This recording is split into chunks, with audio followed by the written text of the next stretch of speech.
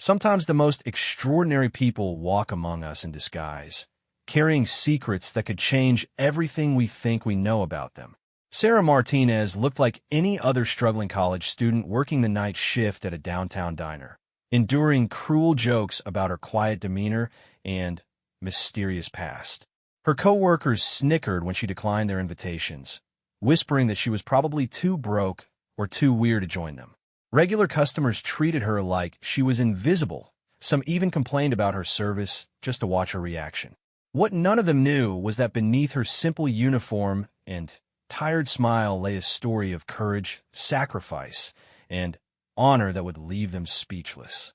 The intricate tattoo hidden beneath her work clothes told a tale of missions in the darkest corners of the world, of lives saved and battles won, of a warrior who had traded her combat boots for server shoes to build a different kind of future.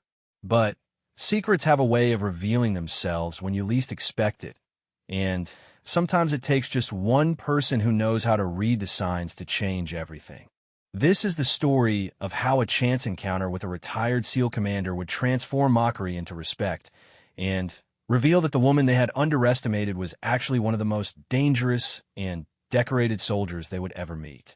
Sarah Martinez pushed through the glass doors of Danny's Diner at exactly 10:47 p.m., 3 minutes before her shift began.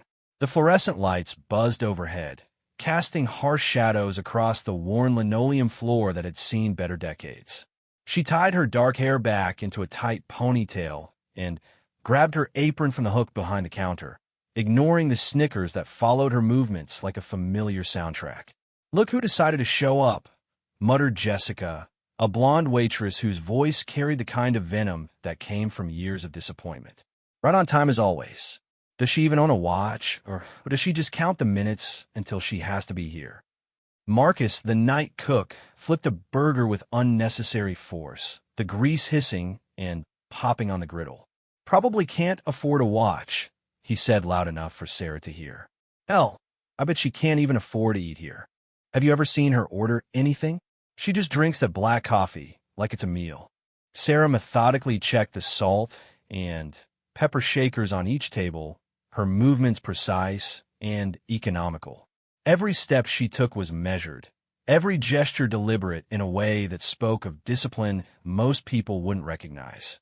She had learned long ago that responding to their comments only gave them more ammunition, and she had bigger battles to fight than workplace gossip. The dinner crowd had thinned to the usual collection of night owls, truckers, and insomniacs who found comfort in the diner's eternal bright lights and endless coffee. Sarah moved between tables like a ghost, taking orders with minimal conversation, delivering food with military precision, and cleaning up messes that ranged from spilled coffee to the emotional debris people left behind when they thought no one was watching. "Sarah," Jessica's voice cut through the ambient noise of clinking dishes and muffled conversations. "Table 6 wants extra ketchup, and they're getting impatient. Try to move a little faster, would you? Some of us actually depend on tips to pay our bills." Sarah retrieved the ketchup bottle from behind the counter, noting the way Jessica's eyes followed her movements with undisguised contempt. It wasn't personal, she knew. Jessica needed someone to look down on, someone who made her feel better about her own circumstances.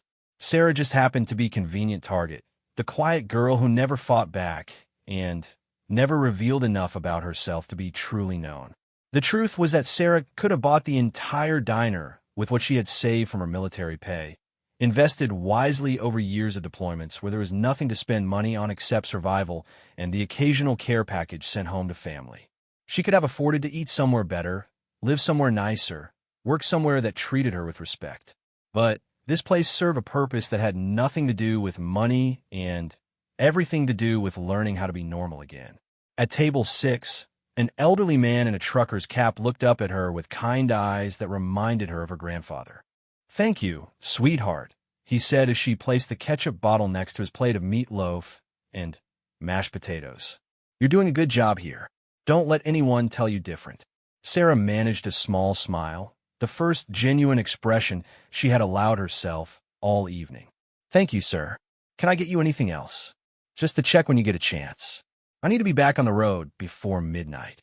As Sarah walked back to the register, she overheard Jessica talking to Marcus in the kind of stage whisper designed to be heard. "Did you see the way she talked to that old guy? It's like she's afraid of her own voice. I swear, sometimes I wonder if she's even legal to work here. Maybe she's hiding something. Like she's not supposed to be in the country or something." Marcus laughed, a harsh sound that bounced off the windows. "That would explain a lot.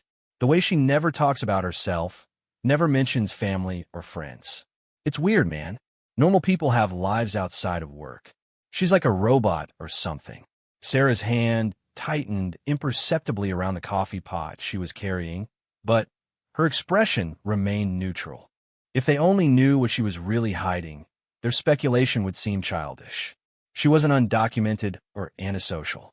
She was a decorated veteran who had spent 3 tours in Afghanistan, 2 in Iraq, and countless classified missions in places that didn't officially exist on any map. She had saved more lives than she could count and taken more lives than she cared to remember. She had medals in a box at home that most people would never even see, let alone earn.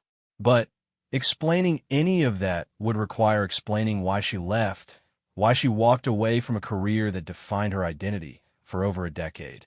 It would mean talking about the mission that went wrong, the choices she made, the weight of command decisions that followed her home and into her dreams. It would mean revealing the scars that weren't visible, the ones that made it hard to sleep in complete darkness and impossible to sit with her back to a door. So instead, she poured coffee for the insomniac at table 3, a woman with hollow eyes who came in every Tuesday night, and ordered the same thing: black coffee and apple pie, which she never finished. Sarah recognized the look in her eyes, the 1,000-yard stare that spoke of trauma and sleepless nights. They never spoke beyond the necessary transaction of ordering and payment, but there's an understanding between them, a recognition of shared experience with different origins. "Sarah," Jessica's voice again, sharp with irritation. "The new guy at table 7 is trying to get your attention. Maybe if you actually looked at your customers instead of staring off into space, you'd notice these things." Sarah turned toward table 7 and felt something shift in the air around her. The man sitting alone in the corner booth wasn't particularly imposing at first glance. Medium height, graying hair, wearing a simple flannel shirt and jeans. But there was something in the way he sat, the way his eyes scanned the room, the way he held himself that made every nerve in Sarah's body snap to attention. She approached his table with the same careful composure she brought to everything else, but internally she was calculating distances, exits, and potential threats with the automatic precision that had kept her alive in combat zones. "Good evening," she said, her voice steady despite the adrenaline beginning to course through her system. "Can I get you something to drink?" The man looked up at her, and Sarah felt the bottom drop out of her stomach. His eyes were sharp and assessing, moving over her face with the kind of professional evaluation she recognized from briefings and mission planning sessions. This wasn't a regular customer looking for coffee and pie. This was someone who knew how to read people, someone who had been trained to see beyond surface appearances. "Coffee, black," he said, his voice carrying the kind of authority that came from years of command. "And maybe you could tell me what kind of soup you have tonight." "Chicken noodle and tomato basil," Sarah replied, fighting to keep her breathing steady. "The chicken noodle is homemade." "I'll take the chicken noodle," he said, never breaking eye contact. "And Sarah?" She froze. He knew her name, but that could mean anything. Her name tag was pinned to her uniform, clearly visible. But the way he said it, with a slight emphasis that suggested familiarity, made her wonder if this encounter was as random as it appeared. "Yes, sir. Take your time with the order. I'm not in any hurry tonight." Sarah nodded and walked back toward the kitchen, acutely aware of his eyes, following her movements. She had developed an almost supernatural ability to sense when she was being watched, a survival skill that had served her well in hostile territory. But this felt different. This felt like being studied by someone who knew what to look for. As she ladled the soup into a bowl, her mind raced through possibilities. Was he military? Law enforcement? Someone from her past catching up with decisions she thought she had left behind? The logical part of her brain insisted that she was being paranoid, that years of hypervigilance were making her see threats where none existed. But the part of her that had survived 3 combat deployments was screaming warnings. She delivered the soup with the same professional courtesy she showed every customer, but she could feel the conversation at table 7 was going to be different from any she had experienced in this place. The man ate slowly, savoring each spoonful as if he had all the time in the world. Occasionally, his eyes would find hers across the room, and she would feel that same electric recognition, as if he was waiting for something. The rest of her shift passed in a haze of routine tasks performed with heightened awareness. She refilled coffee cups, cleared tables, and endured the continued commentary from her coworkers, but part of her attention remained focused on the man in the corner booth. He finished his soup, ordered pie, drank 3 cups of coffee, and read a paperback novel with the kind of focused concentration that suggested he was actually absorbing the words rather than just passing time. At 2 a.m., as Sarah was wiping down the last of the tables, Jessica finally gave voice to what she had probably been thinking all night. "You know what I think?" she said to Marcus, who was cleaning the grill with more enthusiasm than usual. "I think our mysterious co-worker here has been lying about her whole life. Look at her. The way she moves, the way she stands, even the way she holds that dish rag. It's like she's pretending to be normal, but doesn't know how." Marcus glanced over at Sarah, who was methodically arranging chairs around the table she had just cleaned. "You think she's running from something? Like witness protection or something dramatic like that?" "I think she's running from something, all right. Probably herself. People who are that secretive are usually hiding something they're ashamed of. Maybe she got fired from her last job for stealing, or maybe she's got kids somewhere that she abandoned. You know, the kind of person who just disappears when things get tough." Sarah felt the words hit her like physical blows, not because they were true, but because they were so far from the truth that they revealed just how completely she had disappeared into this new identity. These people who saw her every night, who depended on her to do her job efficiently, and, without complaint, had no idea who she really was. They had created an entire fiction about her based on her silence and privacy, and that fiction painted her as a coward and a failure. The irony was almost amusing. She had walked away from a military career that most people would consider heroic because she couldn't live with the weight of decisions that kept other people safe. She had chosen this anonymous existence, this deliberately small life, because it was the only way she could figure out how to live with herself after everything she had seen and done. But to the people who worked alongside her, her choice looked like weakness rather than a different kind of strength. As she finished her closing duties, Sarah became aware that the man at table 7 was preparing to leave. He had paid his check, left a generous tip, and was putting on a worn leather jacket that looked like it had seen its share of adventures. But instead of heading for the door, he walked over to where Sarah was stacking chairs.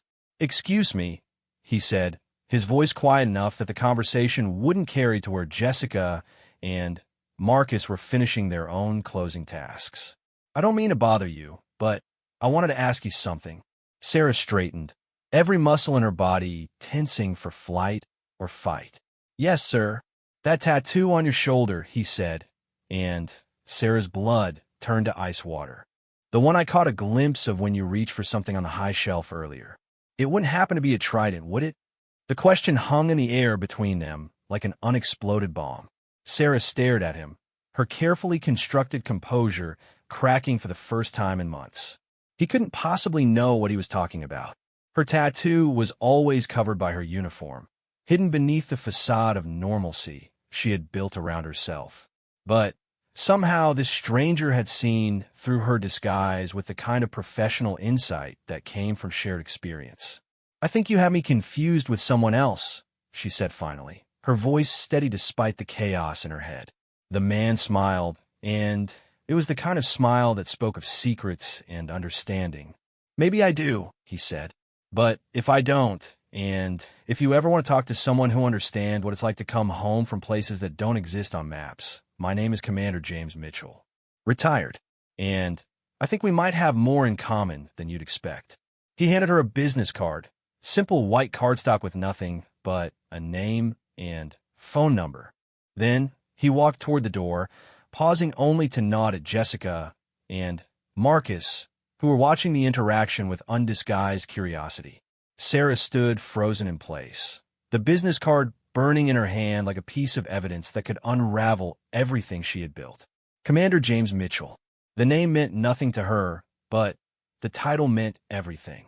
Only someone who had been in the teams would recognize a seal, trident tattoo, from a glimpse of ink beneath a uniform.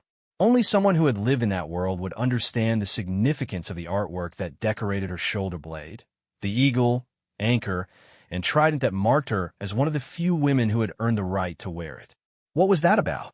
Jessica demanded as soon as the door closed behind the commander. Did you know that guy? Because it looked like you knew that guy. Sarah folded the business card and slipped it into her pocket, her mind racing with implications and possibilities. He asked about the soup, she said. Want to know if we make it fresh. It was technically true, though it ignored the conversation that had just turned her world upside down. She finished her closing duties in silence, acutely aware that everything had changed in the space of a single question. Someone knew who she really was, someone who understood the weight of the secrets she carried. The question now was whether that knowledge would set her free or destroy the fragile peace she had worked so hard to build. Sarah sat in her small studio apartment at 3:30 a.m., still wearing her diner uniform and staring at the business card that had been burning a hole in her pocket for the past hour.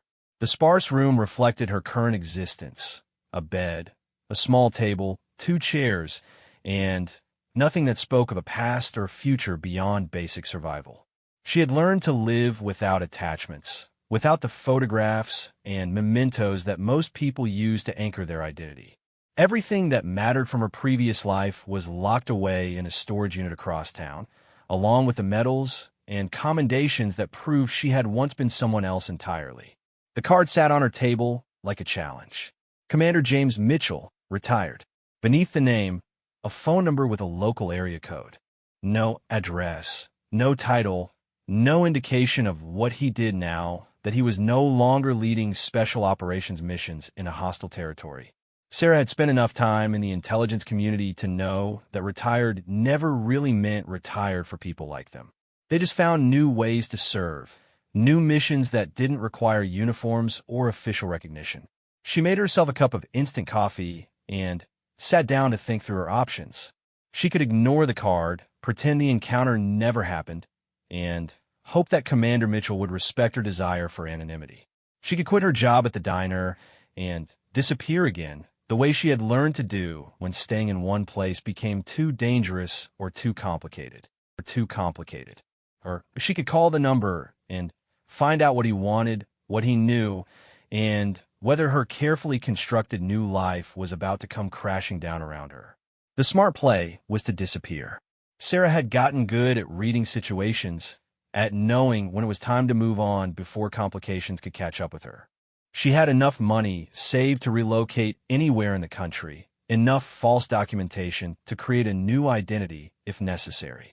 She had done it before when her past threatened to intrude on her present, when someone got too curious or when nightmares made it impossible to maintain the facade of normalcy.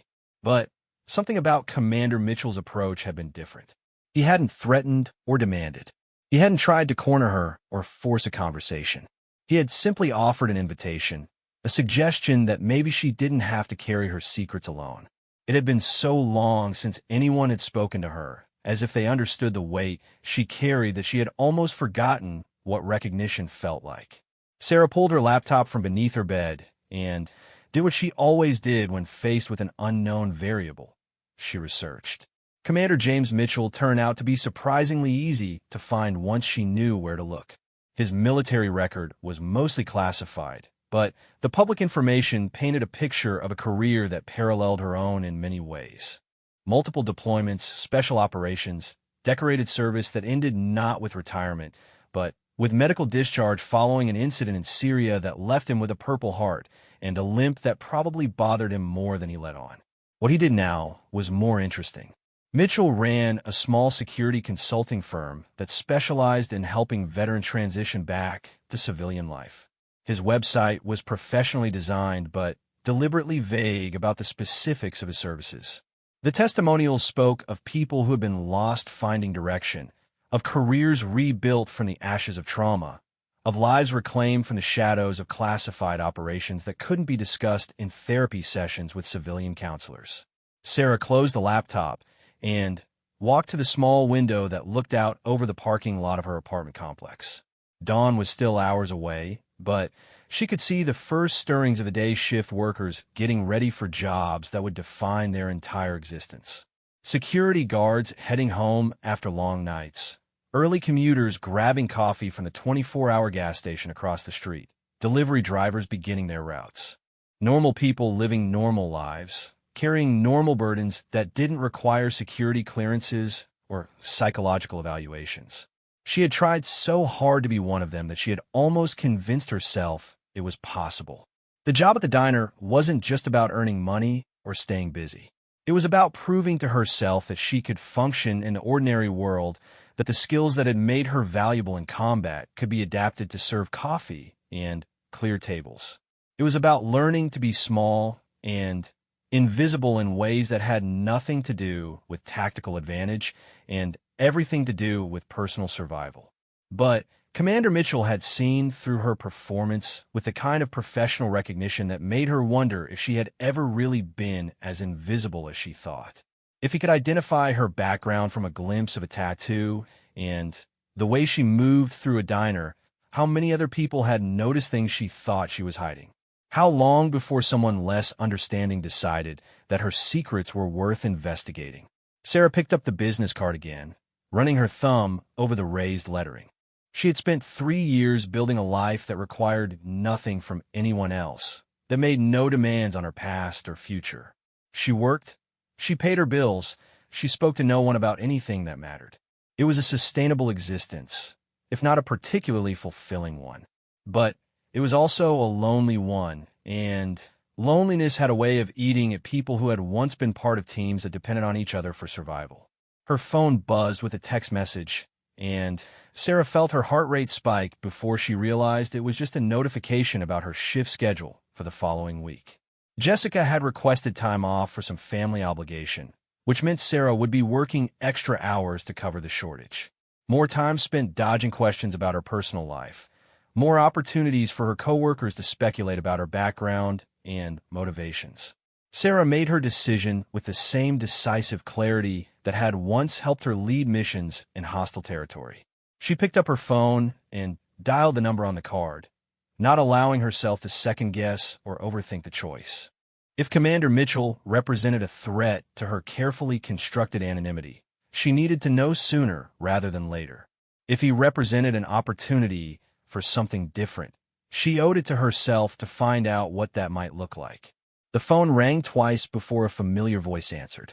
"Mitchell, this is Sarah Martinez," she said, pleased that her voice remained steady. "You gave me your card tonight at the diner." "Sarah." There was no surprise in his voice, as if he had been expecting her call. "I wasn't sure if you'd reach out. Thank you for calling." "I'm calling because I need to know what you want," she said, cutting straight to the point in a way that felt more natural than the careful politeness she had been practicing for months. "I need to know if you're going to be a problem for me." Mitchell was quiet for a moment, and Sarah could hear the sound of papers rustling in the background. "I don't want anything from you," he said finally, "and I'm not going to be a problem unless you want me to be a solution instead. I don't need solutions. I'm doing fine on my own. Are you?" The question was gentle, but pointed, because from where I was sitting tonight, it looked like you're doing time rather than living life. There's a difference, and people like us usually know which one we're doing. Sarah felt something crack inside her chest, a small fissure in the armor she had built around her emotions. People like us? People who serve in places that don't exist on official maps. People who made decisions that kept other people alive. People who came home carrying weight that civilian therapists don't know how to help us unpack. Mitchell's voice was matter-of-fact, without the kind of forced sympathy that made Sarah's skin crawl. People were trying to figure out how to be normal when normal was never part of our training. "How do you know what my training was?" Sarah asked, though she suspected she already knew the answer. "Because I know what a SEAL Trident looks like, and I know that there aren't many women who have earned the right to wear one. Because I know what it costs to get that tattoo, and I know what it costs to walk away from the career that comes with it.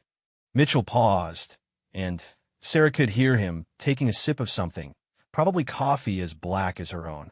Because I've been where you are, and I know what it looks like when someone is punishing themselves for surviving things that other people didn't. The words hit Sarah like a physical blow, not because they were cruel, but because they were true. She had been punishing herself, choosing the smallest possible life as penance for the choices she had made and the people she couldn't save. The job at the diner wasn't about learning to be normal. It was about learning to be nothing, to take up as little space as possible in a world that she felt she had failed to protect. "What do you think you know about my service?" she asked, her voice barely above a whisper. "I know that women don't get SEAL tridents by accident. I know that the program that allowed women into special operations was small, selective, and extremely dangerous. I know that most of the women who qualified for that program had backgrounds in military intelligence or special operations support, and I know that they were usually assigned to missions that required someone who could blend in places where male operators couldn't go." Mitchell spoke with a kind of careful precision that suggested he had access to information that wasn't available to the general public. "I also know that the official records for those operations are classified at levels that most people will never see, which means that the women who serve in those roles don't get to talk about what they did or get recognition for the risks they took." Sarah felt tears threatening for the first time in months, not because of sadness, but because of the relief that came with being seen and understood by someone who knew what those experiences meant. "You don't know anything about what I did or why I left." "You're right," Mitchell said. "I don't know the specifics, and I'm not asking for them. But I know what guilt looks like when someone is wearing it like a uniform, and I know what self-imposed isolation does to people who used to be part of teams. I know because I've been there, and I know because I've worked with dozens of other veterans who've been there too." "What are you suggesting?" Sarah asked. "I'm suggesting that maybe you don't have to serve your sentence in a diner where people treat you like you're invisible. I'm suggesting that maybe there are ways to use your skills and experience to help other people without having to explain your classified background to anyone who doesn't already understand it." Mitchell's voice carried the kind of authority that made Sarah sit up straighter without realizing it. "I'm suggesting that maybe you could work with people who know what your tattoo means and respect what it costs you to earn it." Sarah was quiet for a long moment, processing the implications of what Mitchell was offering. What kind of work? The kind that matters.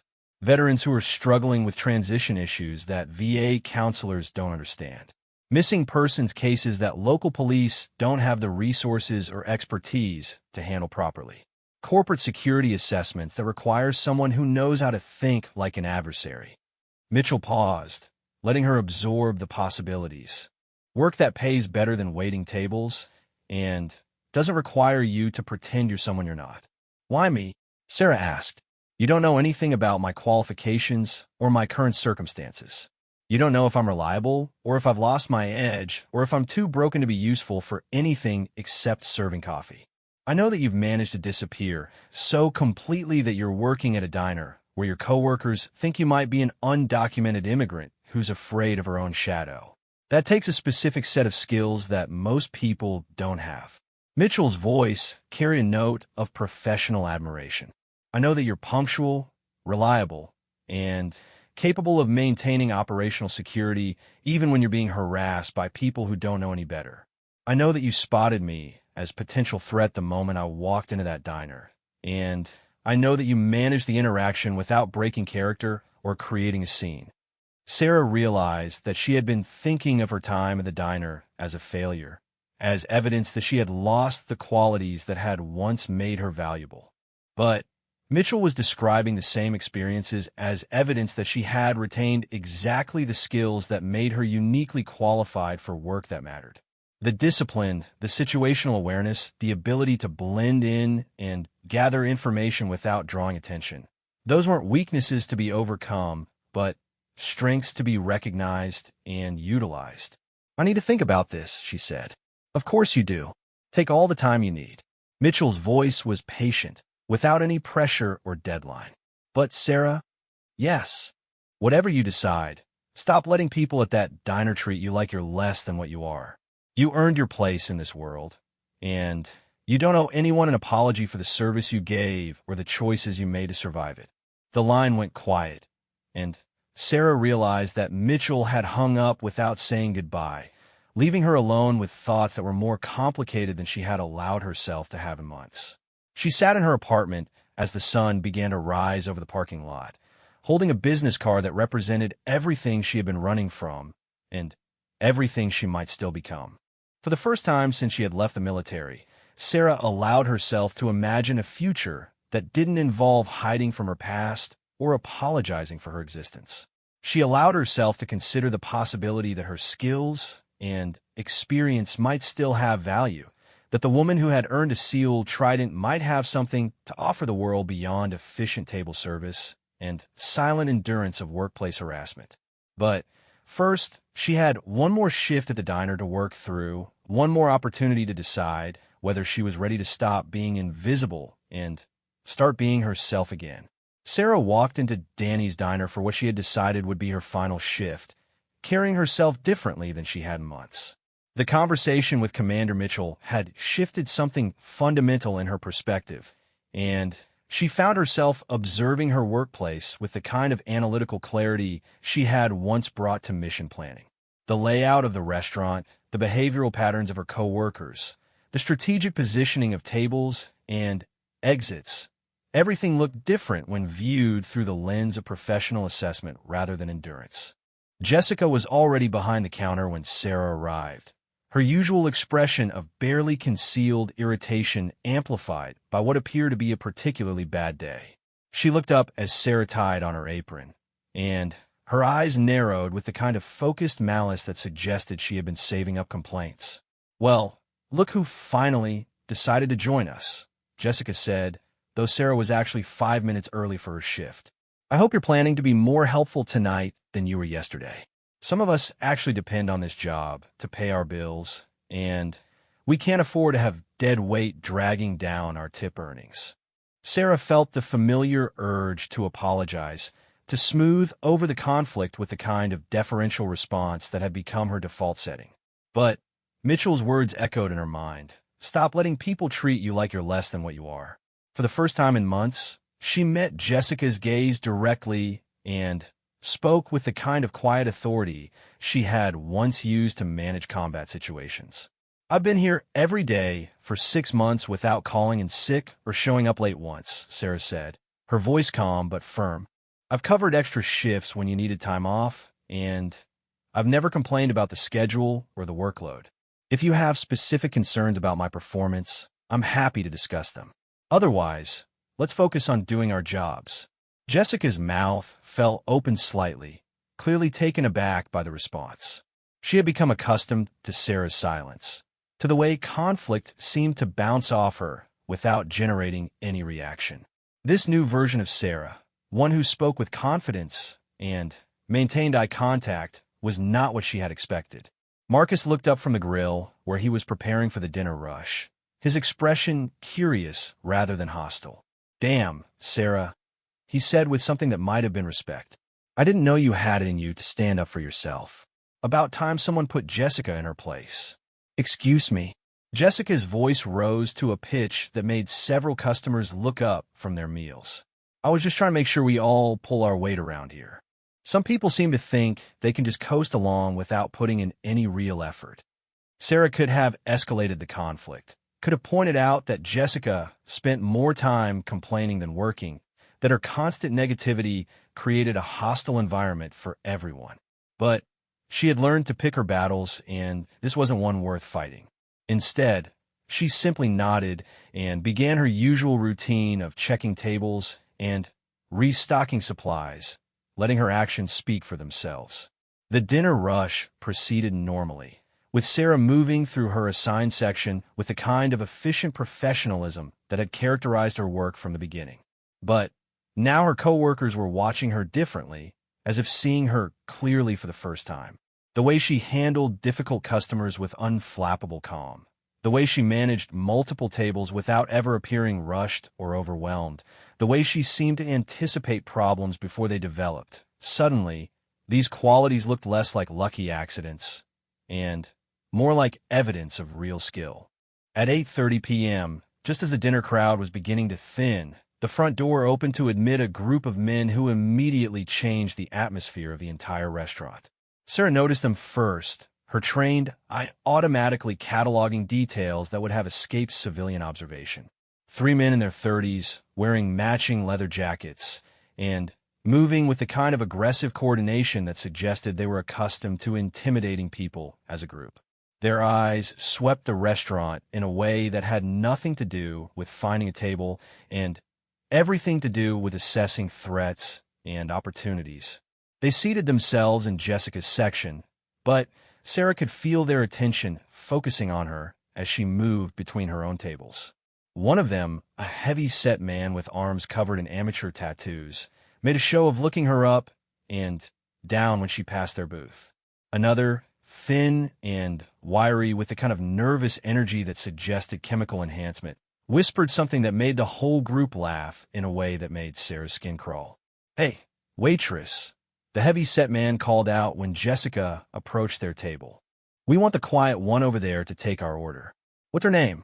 Jessica glanced over at Sarah with an expression that mixed confusion with malicious amusement. "That's Sarah, but I can take your order just fine. Sarah's busy with her own section." "We don't want you," the thin man said, his voice carrying an edge of barely controlled aggression. "We want her. Tell her to come over here." Sarah could see the situation developing with the kind of clarity that came from years of threat assessment training. These men weren't just difficult customers looking for attention. They were predators who had identified what they thought was an easy target, someone who appeared vulnerable and unlikely to cause problems. They had watched her interact with her coworkers, observe her tendency to avoid conflict, and decided she was the kind of person who could be pushed around without consequences. Under normal circumstances, Sarah would have found a way to defuse the situation without confrontation. She would have sent Marcus or called the manager, avoided direct engagement, and let someone else handle the problem. But these weren't normal circumstances anymore. The conversation with Mitchell had reminded her of who she used to be, and the way Jessica had treated her earlier had used up the last of her patience for being underestimated. Sarah walked over to their table with the same measured stride she had once used to approach enemy positions, her posture relaxed but ready. She had learned long ago that the key to handling aggressive men was to project confidence without appearing threatening, to maintain control of the situation without escalating it unnecessarily. "Good evening," she said, her voice pleasant but professional. "I understand you'd like to place an order." The heavy-set man smiled in a way that never reached his eyes. "That's better. See, we heard you were the best waitress in this place, and we wanted to get the full service experience. Why don't you sit down and tell us about yourself while we decide what we want to eat?" "I'm afraid I can't sit down while I'm working," Sarah replied, maintaining her friendly demeanor while internally calculating distances and exit routes. "But I'd be happy to tell you about tonight's specials while you look at the menu." The thin man leaned back in his seat, his eyes never leaving Sarah's face. "Come on, sweetheart. Don't be so unfriendly. We're just trying to get to know you better. Maybe we could all be friends." Sarah recognized the tactics they were using, the false friendliness designed to make her seem unreasonable if she refused their requests, the gradual escalation of inappropriate behavior to test her boundaries, the group dynamics that allowed them to feel powerful while making her feel isolated. It was textbook predator behavior, and she had seen it directed at civilian women in conflict zones often enough to know where it led.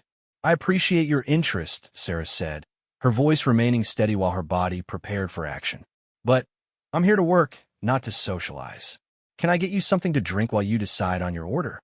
The third man, who had been quiet until now, suddenly reached out and grabbed Sarah's wrist as she turned to leave. His grip was firm but not yet painful, a test to see how she would respond to physical contact. "Hey now," he said, his voice carrying a mock-friendly tone that fooled no one. "No need to be in such a hurry. We're paying customers, and we deserve a little attention. Why don't you tell us what you do when you're not working?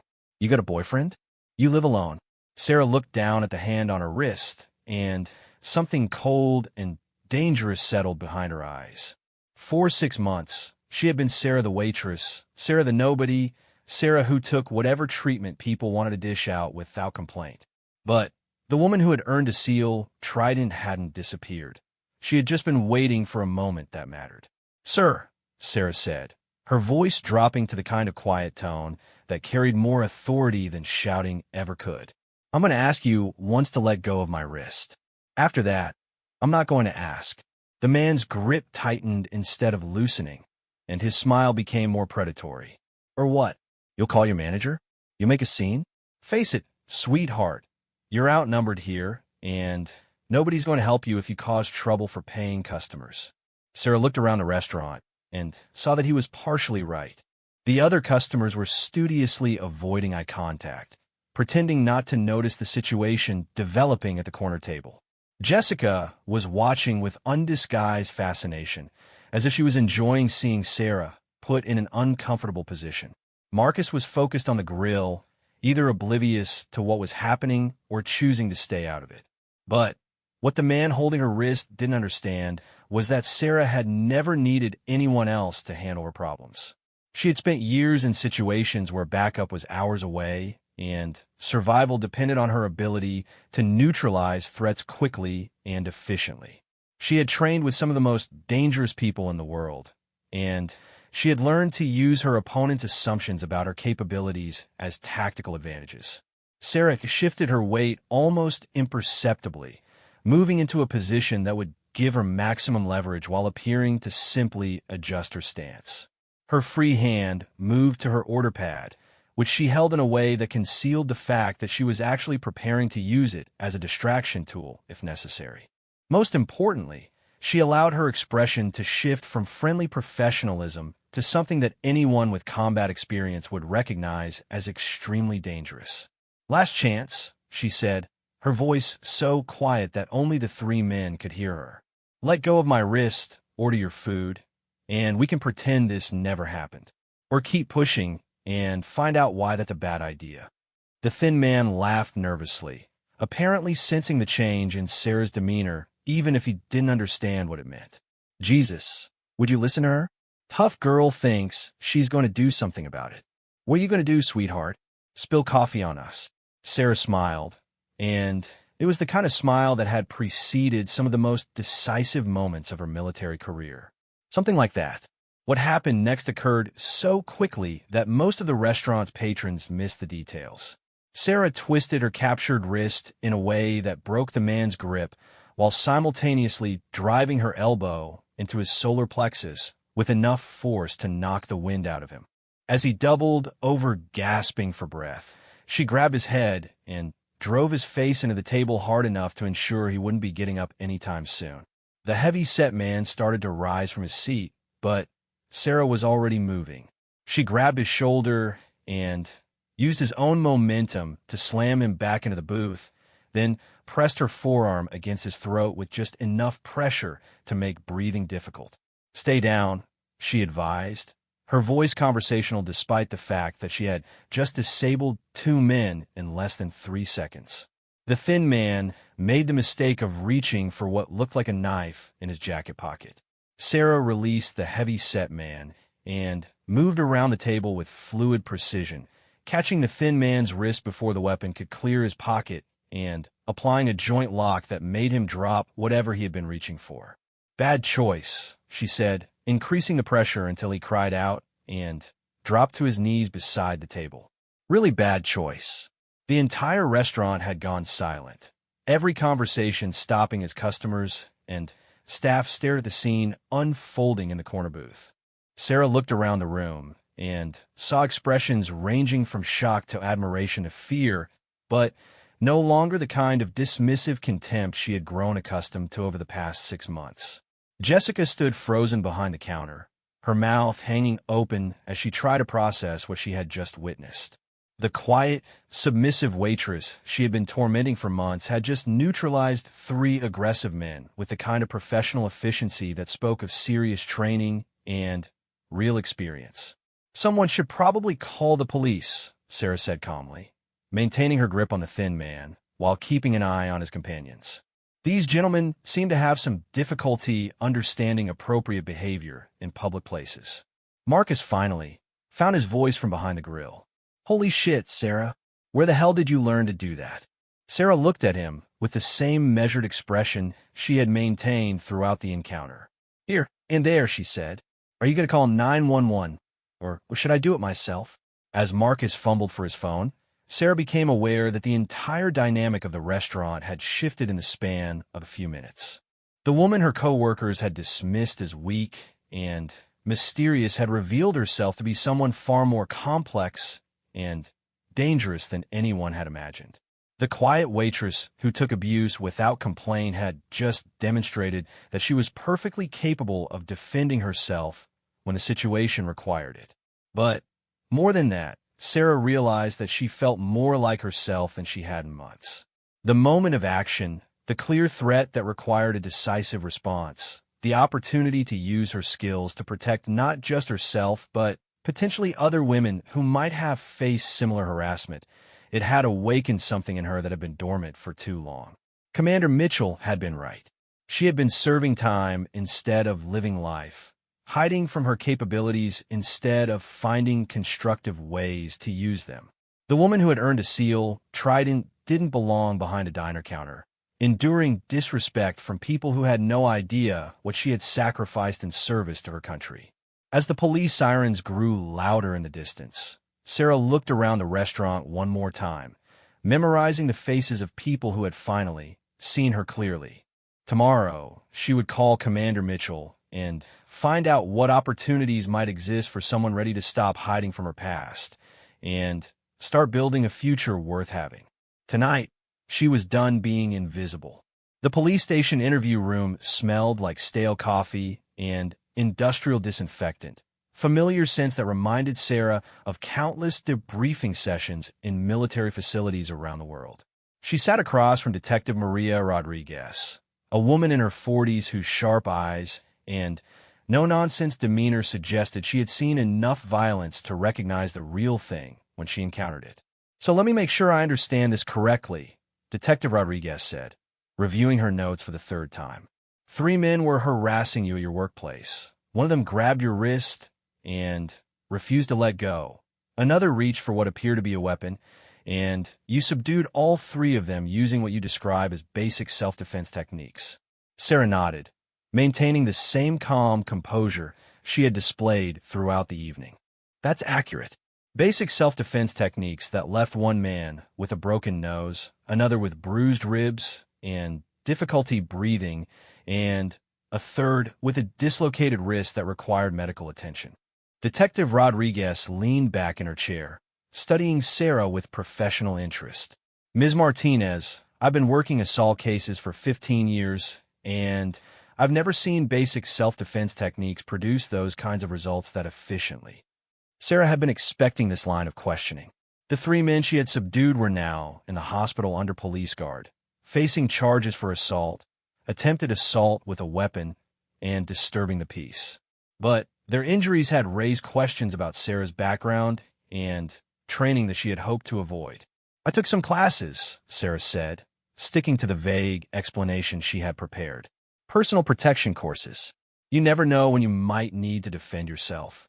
Detective Rodriguez smiled, and it was the kind of smile that suggested she wasn't buying the explanation. "Ms. Martinez, I'm going to share something with you. I served 2 tours in Iraq as a military police officer before I became a civilian cop. I know what combat training looks like, and I know what it looks like when someone with serious skills decides to end a fight quickly." Sarah felt her carefully constructed facade beginning to crack under the detective's professional scrutiny. "I'm not sure what you're implying." "I'm not implying anything. I'm stating directly that you have military training, probably special operations based on the precision and effectiveness of your responses." Detective Rodriguez leaned forward, her voice becoming more conversational. "The question is whether you're going to continue pretending you're just a waitress who took a weekend self-defense class, or whether you're going to trust me with the truth." Sarah was quiet for a long moment, weighing her options. She could continue the deception, insist that her skills were the result of civilian training, and natural reflexes. But Detective Rodriguez had military experience herself, and she would recognize the signs that Sarah couldn't completely hide. More importantly, Sarah was tired of hiding from who she really was. "My military service is classified," Sarah said finally. "I can't discuss the specifics of my training or my assignments without clearance that I don't have and can't get." Detective Rodriguez nodded, her expression shifting to one of understanding. "I figured as much. The good news is that I don't need to know the details to close this case. 3 men assaulted a woman at her workplace. She defended herself, and they got what they deserved. As far as I'm concerned, this is a straightforward case of justified self-defense." "What about the extent of their injuries?" Sarah asked. "Someone's going to want to know how a waitress managed to put 3 men in the hospital." "Someone already did want to know," Detective Rodriguez said, pulling a business card from her jacket pocket. "Commander James Mitchell called the station about an hour ago. He identified himself as a reference for your character and offered to provide testimony about your background if needed for legal proceedings." Sarah stared at the familiar business card, the same one that had been sitting on her apartment table for the past 24 hours. "He called you. He said he met you recently and wanted to make sure you had appropriate support if legal complications arose from tonight's incident." Detective Rodriguez studied Sarah's face carefully. "He also said that if you were ready to discuss career opportunities, he had some options that might be a better fit for your skill set than food service." Sarah felt a complex mix of gratitude and frustration. Mitchell had anticipated that her confrontation with the 3 men would reveal her capabilities in a way that made her diner job untenable, and he had moved proactively to ensure she wouldn't face legal consequences. But his intervention also meant that her carefully maintained anonymity was completely blown, that people now knew she was more than she appeared to be. "Did he say anything else?" Sarah asked. "He said that people like you shouldn't have to hide your service or apologize for your capabilities. He said the country needs veterans who are willing to use their skills to help people, and that pretending to be helpless when you're actually highly trained doesn't serve anyone's interests." Detective Rodriguez handed her the business card. "He asked me to give you this and tell you that the offer he made is still open, regardless of what happened tonight." Sarah took the card, identical to the one in her apartment, except for a handwritten note on the back. "Call me when you're ready to stop serving time and start serving people who need what you can offer." "JM, what do you know about him?" Sarah asked. "Mitchell? He's got a solid reputation in law enforcement circles. His consulting firm works with agencies that need specialized expertise for cases involving veterans or situations that require unconventional approaches."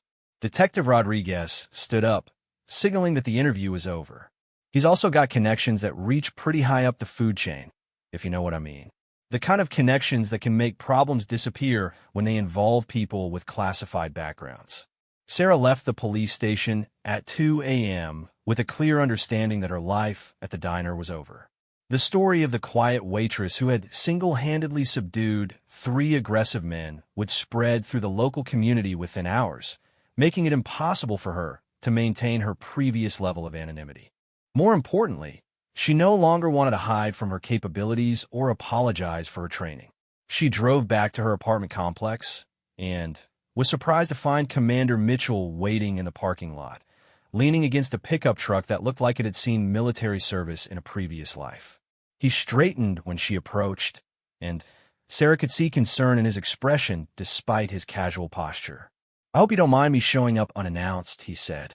"I want to make sure you were okay and see if you needed any support dealing with the legal side of things." "The detective said you called the station," Sarah replied. "How did you know what happened?"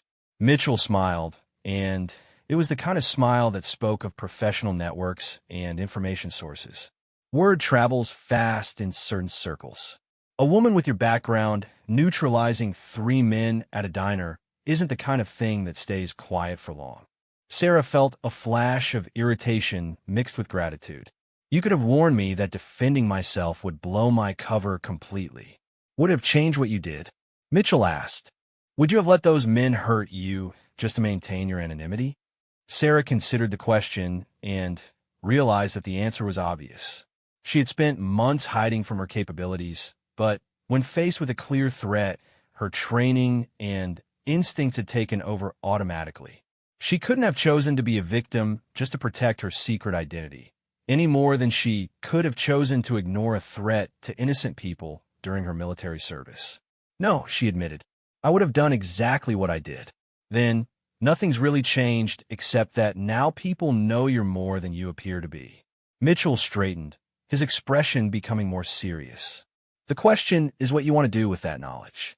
You can disappear again, find another place to hide, and hope nobody else figures out who you really are. Or you can stop hiding and start using your skills for something that matters.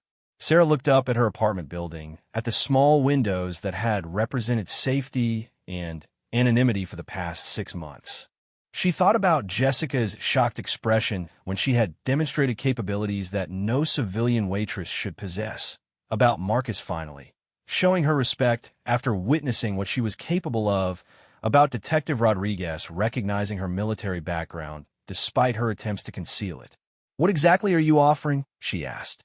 Mitchell reached into his truck and pulled out a manila folder, which he handed to her with the kind of ceremony that suggested important documents.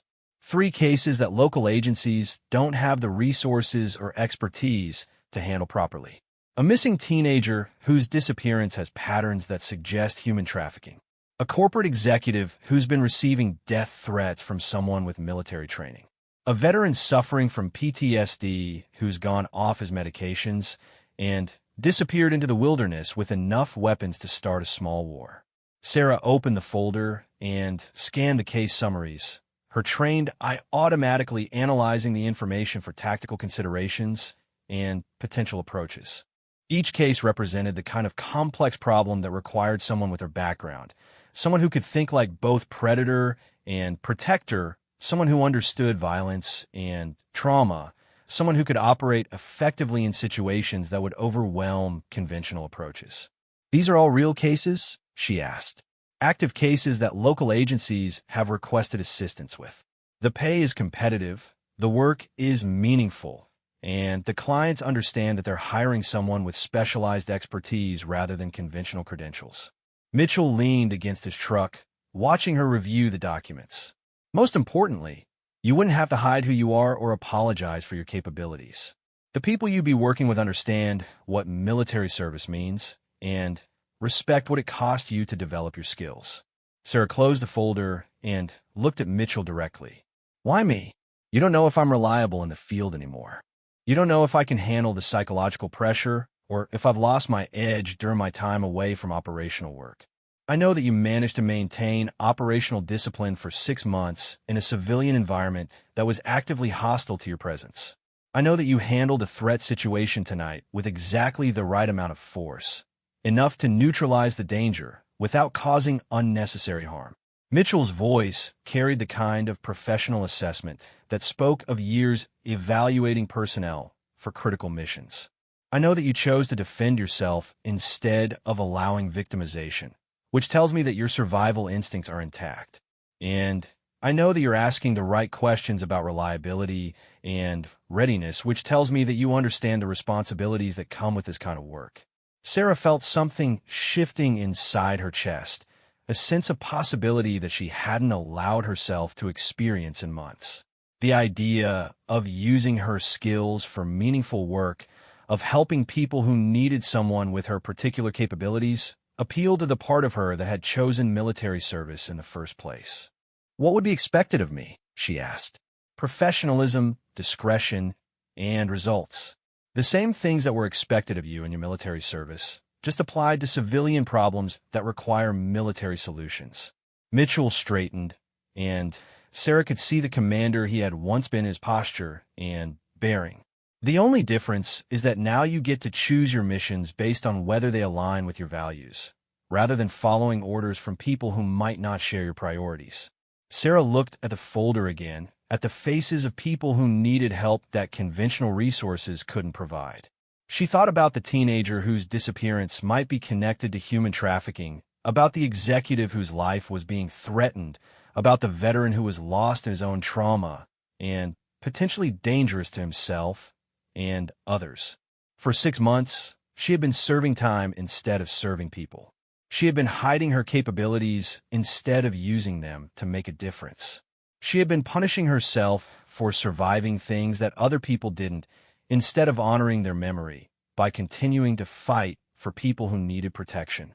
"When do we start?" she asked. Mitchell smiled, and it was the kind of smile that spoke of missions accepted and challenges embraced. "We start tomorrow morning. I'll pick you up at 0800, and we'll begin with the missing teenager case. It's the most time-sensitive of the three, and it's going to require someone who can think like both a protector and a predator." As Sarah walked toward her apartment building with the case folder tucked under her arm, she realized that she felt more like herself than she had since leaving the military. The woman who had earned a SEAL, Trident, was finally ready to stop hiding from her past and start building a future that honored both her service and her skills. Tomorrow, she would begin the next phase of her mission, not as Sarah the invisible waitress, but as Sarah the professional problem solver, using her unique capabilities to help people who needed someone exactly like her. 6 months later, Sarah Martinez stood in the conference room of Mitchell Security Solutions, briefing a task force of federal agents on the human trafficking network they had dismantled through careful investigation and strategic intervention. The missing teenager case that had been her first assignment had led to the discovery of a sophisticated operation that had been moving vulnerable young people across state lines for years without detection. The woman presenting the briefing bore little resemblance to the invisible waitress who had served coffee at Danny's Diner. Sarah wore professional attire that allowed for tactical movement. Her posture reflected the confidence of someone comfortable with her own capabilities, and her voice carried the authority of someone whose expertise was recognized and respected by law enforcement professionals at every level.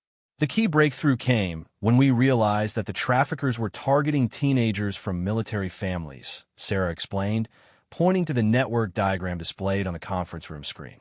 They specifically sought out kids who were struggling with frequent relocations, parental deployment stress, and the social isolation that often comes with military life. These factors made the victims more susceptible to recruitment tactics that promised stability and belonging. Agent Jennifer Walsh, the FBI team leader, nodded approvingly as she reviewed the intelligence Sarah had compiled over months of careful investigation. "Ms. Martinez, your analysis of the recruitment patterns was instrumental in identifying potential victims before they could be fully integrated into the trafficking network. How many teenagers do you estimate we saved through this operation?" 17 confirmed recoveries, with another 12 identified as at risk and successfully connected to appropriate support services, Sarah replied. "But more importantly, we've disrupted a network that was generating millions of dollars in illegal revenue while destroying the lives of young people who deserve protection rather than exploitation." Commander Mitchell, who had been watching from the back of the room, stepped forward with the kind of satisfied expression that spoke of missions accomplished and objectives achieved. "Agent Walsh, I think this case demonstrates why specialized expertise is sometimes necessary for problems that conventional approaches can't solve." Sarah's military background allowed her to understand both the vulnerabilities of military families and the tactical approaches that traffickers use to evade detection. Sarah had spent the past 6 months learning to integrate her military skills with civilian law enforcement procedures, developing a unique approach to investigative work that combines special operations thinking with legal protocols. The missing teenager case had required her to go undercover in online communities where traffickers recruited victims, to conduct surveillance in urban environments where conventional law enforcement would be too conspicuous, and to coordinate with multiple agencies while maintaining operational security. The work had been demanding, often dangerous, and emotionally challenging in ways that her military service had never been. But it had also been deeply meaningful, offering her the opportunity to use her skills to protect people who couldn't protect themselves. Every successful case had reinforced her decision to stop hiding from her capabilities and start using them for purposes that aligned with her values. "The second case you worked, the Executive Protection Assignment," Agent Walsh continued, resulted in the arrest of a domestic terrorist who was planning attacks on multiple corporate facilities. How did you identify the threat when traditional security assessments had missed it? Sarah smiled, remembering the weeks she had spent analyzing threat patterns while providing discreet protection for a defense contractor whose previous security team had dismissed the danger as routine workplace harassment. The threatening communications showed tactical knowledge that suggested military training, but they also showed patterns that indicated the person making the threats was escalating toward violent action. I was able to identify specific behavioral markers that civilian security consultants wouldn't necessarily recognize. The case had required her to think like both protector and predator, analyzing the executive's daily routines for vulnerabilities while simultaneously profiling the person making the threats for tactical capabilities and psychological motivations. The breakthrough had come when she recognized that the threatening communications contained references to specific military operations that weren't widely known outside of special operations communities. That intelligence led us to a former military contractor who had been radicalized by extremist online communities, Agent Walsh said, reviewing her notes. He had acquired enough explosive materials to level 3 office buildings, and he was planning to strike during peak occupancy hours. Your intervention likely saved hundreds of lives. The third case, involving the veteran who had disappeared into the wilderness, had been the most personally challenging for Sarah. Finding a former soldier who was struggling with PTSD and had isolated himself in remote terrain had required her to draw on every aspect of her military training while also confronting her own experiences with trauma and survival. Tell me about the Wilderness Recovery Operation, Agent Walsh requested. That case required coordination between multiple search and rescue teams, and the subject was considered extremely dangerous to approach. Sarah's expression became more serious as she recalled the 2 weeks she had spent tracking a former Marine through mountainous terrain, using her knowledge of military tactics and trauma responses to predict his movements and eventual location. David Chun was a decorated combat veteran who had been struggling with severe PTSD following multiple deployments. He had stopped taking his medications and had armed himself heavily before disappearing into a national forest area where conventional search methods weren't effective. The case had required her to think like someone in the grip of military-grade trauma, to understand how combat stress could drive a person to seek isolation in environments that felt more familiar than civilian communities. She had spent days moving through wilderness terrain, following signs that only someone with military training would know how to read. The key was understanding that he wasn't trying to hurt anyone else, Sarah continued. He was trying to find a place where he felt safe from threats that seemed real to him, but weren't visible to anyone else. He had established a defensive position in a cave system that would have been nearly impossible for conventional teams to approach safely. The breakthrough had come when Sarah realized that David Chin's choice of defensive position reflected classic military doctrine, allowing her to predict his likely responses to different approaches. Instead of treating him as a criminal or a threat, she had approached him as a fellow veteran who understood the weight he was carrying. I was able to establish communication with him using military protocols and terminology that he recognized, Sarah explained. Once he understood that I had similar background and training, he was willing to discuss his situation. It took 3 days of negotiation, but we were eventually able to convince him to accept help rather than continuing to isolate himself in increasingly dangerous circumstances. Agent Walsh closed her files and looked around the conference room at the assembled task force members. Ms. Martinez, in 6 months of working with federal agencies, you've contributed to the resolution of cases that have been stalled for months or years. Your unique background and approach have proven invaluable for situations that require someone who can think unconventionally while operating within legal frameworks. Sarah felt a sense of professional satisfaction that she hadn't experienced since her military service. The work she was doing with Mitchell Security Solutions was challenging, meaningful, and aligned with her values in ways that her time at the diner had never been. She was using her skills to help people who needed someone with exactly her capabilities, and she was doing it as part of a team that understood and respected her background. The next case we're considering, Commander Mitchell said, pulling out a new case file, involves a situation that's going to require someone with your specific combination of military expertise and investigative skills. We've been asked to assist with a case involving missing military contractors in a conflict zone where conventional diplomatic or military intervention isn't possible. Sarah felt the familiar surge of adrenaline that came with new missions and complex challenges. What kind of contractors, and were they missing?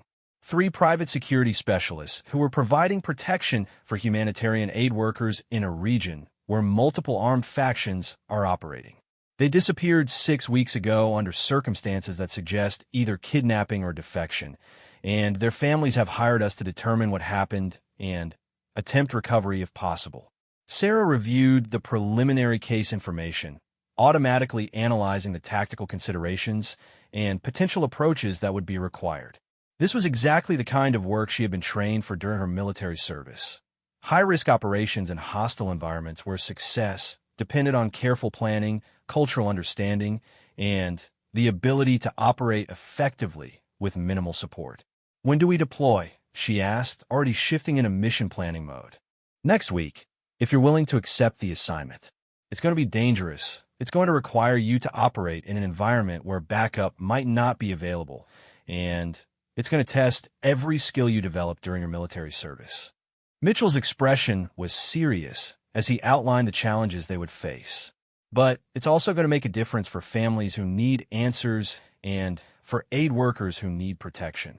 Sarah looked around the conference room at the federal agents who had become her colleagues, at the case files that represented people she had helped, at the evidence of meaningful work that used her capabilities for purposes that mattered. 6 months ago, she had been hiding from her past and apologizing for her existence. Now she was preparing for a mission that would require everything she had learned about survival, strategy, and service. The woman who had earned a SEAL Trident had found her way back to work that honored both her skills and her values.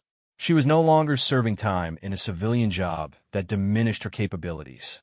She was serving people who needed someone exactly like her, using her military training to protect others and solve problems that conventional approaches couldn't handle. "I accept the assignment," Sarah said, her voice carrying the same decisive clarity that had characterized her military service. "When do we start mission planning?" As the meeting broke up and the task force members began discussing operational details, Sarah realized that she had finally found the balance she had been seeking since leaving the military. She was using her skills for meaningful work, she was part of a team that understood her background, and she was making a difference in ways that honored both her service and her values. The invisible waitress who had been mocked and underestimated was gone forever. In her place stood a professional problem solver whose unique capabilities were recognized, respected, and utilized for missions that mattered. Sarah Martinez had stopped hiding from who she was and started being exactly who she was meant to be. The next morning, she would begin preparing for her most challenging assignment yet, a mission that would take her back into the kind of hostile environment where she had first earned her reputation as someone who could accomplish the impossible. But this time, she would be going as herself, using her skills openly and proudly in service of people who needed her unique combination of military expertise and personal dedication to protecting others. The woman who had survived mockery, harassment, and self-doubt had emerged stronger than before, ready to face whatever challenges awaited her next. The SEAL Trident tattooed on her shoulder was no longer a secret to be hidden, but a symbol of the capabilities she brought to every mission, every case, and every opportunity to make a difference in the world. Sarah Martinez was finally home.